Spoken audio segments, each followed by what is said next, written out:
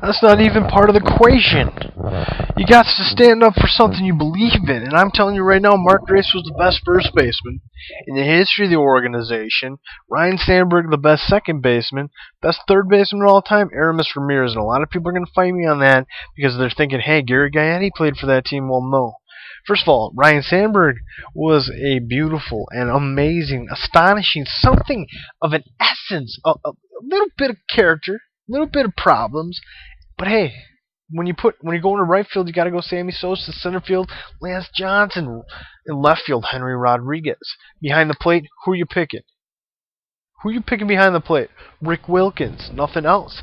And best pitcher all time for the Packers, Fergie Jenkins.